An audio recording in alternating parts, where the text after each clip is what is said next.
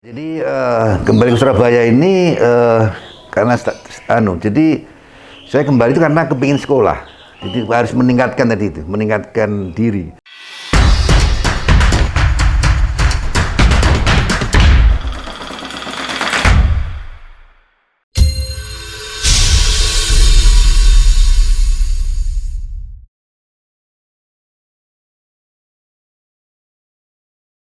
Nah, setelah 3 tahun Prof bertugas di Bali, Prof saat itu langsung kembali ke Surabaya. Nah, kira-kira bagaimana perjalanan Prof setelah sebenarnya sudah sukses di Bali, justru kembali ke Surabaya, bagaimana mengawali hal tersebut? Ya, jadi kembali ke Surabaya ini karena jadi saya kembali itu karena kepingin sekolah. Jadi harus meningkatkan tadi itu, meningkatkan diri ya, karena karir kita. Jadi memang bapak saya tadi kan menyampaikan bahwa kalau bisa nanti dulu kamu dilahirkan ibumu dulu pernah dioperasi oleh dokter bedah. Nah, itu menginspirasi saya bahwa kalau bisa saya jadi dokter bedah. Dan pada saat saya di Puskesmas kan jadi dokter umum itu, dokter umum, kemudian saya menjadi dokter bedah. Jadi urologi termasuk bedah juga urologi itu. Sehingga pada saat itu saya ya ke Surabaya ini mendaftar untuk sekolah lagi. Jadi sebelum pindah tentunya sudah daftar dulu, sehingga pada saat pindah itu sudah diterima gitu. Jadi ada tes sebagainya di bagian bedah urologi. Alhamdulillah saya diterima di situ. Itu namanya ikut program PPDS, program pendidikan dokter spesialis di situ. Itu yang ini adalah yang mendidik adalah FK UNER Rumah Sakit Dr. Sutomo dengan di situ. Itu proses pendidikan. Saya lulus tahun 97 dan kemudian saya menjadi stafnya FK UNER Rumah Sakit Dr. Sutomo saat itu. Itu ke Surabaya di situ. Ya, jadi akhirnya saya menjadi dosennya FK UNER itu, dosennya UNER Rumah Sakit Dr. Sutomo. Ya, jadi setelah lulus jadi spesialis urologi jadi dosen di situ. Ya. Nah, selain berkiprah profesi dokter dan juga akademisi, saya juga membaca bahwa Prof ini termasuk yang aktif di kegiatan sosial. Nah, mungkin bisa diceritakan sekilas kegiatan apa yang biasa Prof ikuti? Ya, terima kasih. Jadi gini, setelah lulus karena itu bisa dikerjakan setelah lulus tentunya ya kan.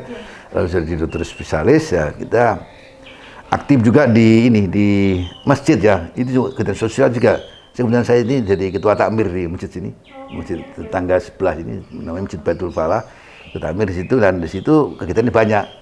Dia selain ada pengajian, kemudian sholat tarawih, kemudian ada kegiatan sosial yang lain adalah itu ada baksos yang diadakan oleh masjid sini juga, misalnya gitaran massal, ada pengobatan massal, tentunya kerjasama dengan FK UNER, dengan kita dengan Persaudaraan Selangga. Jadi saya juga ikut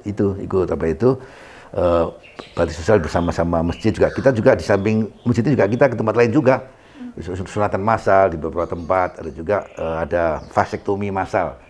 Vasektomi massal itu untuk KB pria itu kita ke sana juga beberapa daerah. Di samping itu juga pokoknya ada yang kegiatan sosial ya, pengobatan, kesehatan massal, ada yang sifatnya sosial pengajian dan sebagainya kita kerjakan gitu. Berarti selain fokus menjadi dokter, akademisi, kegiatan-kegiatan seperti itu justru menambah skill dan relasi di mana-mana ya Prof ya? Ya, itu penting. Jadi saya kira kita tidak bisa, jadi kita memang harus, karena posisinya sebagai dosen tadi memang harus pendidikan, penelitian dan pengabdian masyarakat ini. Tentu kita sudah melekat pada diri masing-masing dosen itu. Jadi karena saya dosen sehingga tadi ya ikut aktif di masjid, ikut di sini itu. Dan kebetulan saya di situ menjadi ketua takmir, jadi ya otomatis otomatis terpanggil untuk aktif juga kegiatan di masjid itu. Nah, sebagai seorang akademisi, saya pernah membaca suatu kutipan, ilmu tidak akan bisa berkembang tanpa penelitian. Nah, kalau menurut Prof sendiri bagaimana menyikapi pernyataan tersebut? Ya. Khususnya untuk kita-kita yang mungkin masih mahasiswa seperti ini. Ya. Jadi betul. Jadi ilmu itu memang harus diupdate ya, update setiap saat. Ya, kalau sekarang ini malah tiap detik itu harus berkembang terus. Tidak seperti zaman dulu. Misalnya zaman dulu sistemnya juga beda. Jadi karena dulu IT kita belum berkembang, sekarang kan berkembang sekali IT itu. Jadi kita mau lihat apapun itu setiap detik sudah kelihatan. Jadi kalau ini memang jadi ilmu kalau diem saja misalnya cuma seperti textbook itu kan textbook lama kita baca, terus kan otomatis ya itu aja. Nah, sekarang dengan perkembangan IT yang baru ini pasti itu akan bertambah-tambah. Nah, itu perlu bagaimana ilmu ini supaya berkembang ya. Tadi itu harus dilakukan penelitian. Karena kalau tidak ada penelitian berarti ilmunya tidak berkembang. Diam di situ aja. Karena misalnya contohnya tentang apa misalnya? Misalnya orang operasi apa itu? Misalnya ada kasus batu ureter misalnya. Itu operasinya zaman dulu ya dibuka kemudian itu sebagainya itu. Sekarang kan lain lagi, mungkin ada teknik lain. Nah, itu bagaimana kok bisa itu? Ya, itu harus diteliti dulu, diteliti. Bagaimana kalau misalnya kalau operasi dibuka itu open ya namanya ureterotomi itu kan dibuka itu kan otomatis waktunya lebih lama, kemudian apa itu risikonya lebih besar dan sebagainya. Padahal batunya sangat kecil misalnya, ya kan? Oh ini kalau menurut penelitian dari yang ada di luar negeri dan sebagainya, ternyata bisa dengan yang lain, dengan operasi yang misalnya dengan endurologi dan sebagainya, sehingga tidak perlu dipotong, mungkin tidak perlu diiris itu, sehingga dan hasilnya bagus, non invasif juga, ya, tidak ada perdarahan, tidak ada komplikasi, sehingga itu jadi harus begitu. Jadi itu dalam bidang yang lain juga, dalam bidang pengobatan yang lain juga harus begitu. Jadi harus diteliti dulu, jadi update terus. Dan habis sekarang memang setiap saat bisa, tiap detik bisa. Jadi lain dengan zaman dulu kan susah. Jadi kalau kita tidak mengupdate ilmu setiap saat, ya tentunya ketinggalan ilmunya. Jadi jujur aja dokter yang sudah lama lulusnya kemudian tidak pernah mengupdate ilmunya, tidak pernah belajar, ya tentunya akan beda dengan yang dokter yang baru, ya kan itu perkembangan ilmu. Saya kan tidak hanya dokter, semua sarjana pun sekarang sama, jadi begitu ya. Ya. Oke, jadi mungkin kutipan ini tadi bisa menyemangati kita khususnya yang masih skripsian seperti saya pribadi begitu ya, harus bersemangat. Penelitian itu bukan berarti kita harus nyusun makalah, nyusun teks atau apa, tapi justru dari situlah kita bisa mengupdate ilmu, mengupdate keilmuan agar bisa mendapatkan kebermanfaatan yang lebih luas. Masya Allah, teman-teman, tidak terasa kita sudah ngobrol banyak bersama Prof. Toyo. Di sini sudah mengulas tuntas tentang buku yang ada di depan ini ya teman-teman.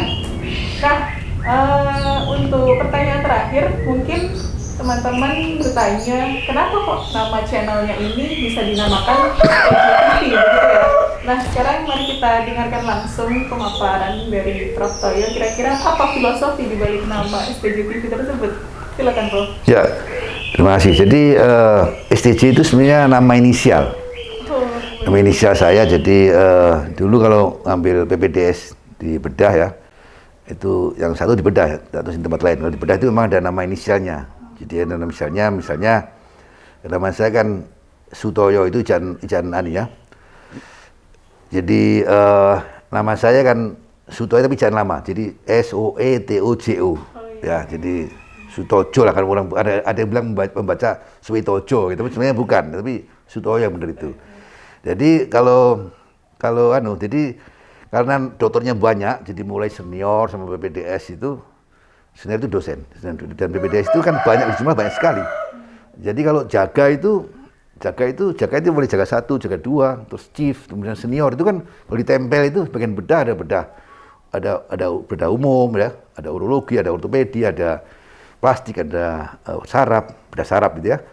Kemudian juga itu kalau dijejer gitu ya, kan penuh itu lembaran itu. Ya, sehingga punya nama inisial sendiri-sendiri, kecil-kecil gitu, kecil-kecil namanya. Jadi seperti saya ini namanya Suwetojo kan, panggilnya Sutoyo kan, ya dipanggil yaitu STJ, jadi STJ nama situ. Para guru-guru saya juga semua punya nama inisial sendiri-sendiri juga, ya nama sendiri-sendiri punya ada, jadi masing-masing ada nama inisial, jadi supaya tidak nulis banyak. Dan kalau lembaran tulisnya Sutojo kan terlalu besar, penuh gitu ya, itu nama inisial. Jadi kalau di bagian bedah ya nama saya ini semua pasti sudah kenal semua. Jadi bukan hanya nama saya, semua yang lain juga begitu. Kalau STJ pasti semua tahu, oh STJ itu pasti Dr. Sutoyo, pasti tahu itu. Nah, itu nama itu memang sudah melekat di pada saya juga masuk. Nama saya kalau di luar, di rumah sakit luar, namanya STJ juga. Itu sehingga ini menjadi inisiasi saya untuk membuat YouTube channel ini ya, STJ TV itu.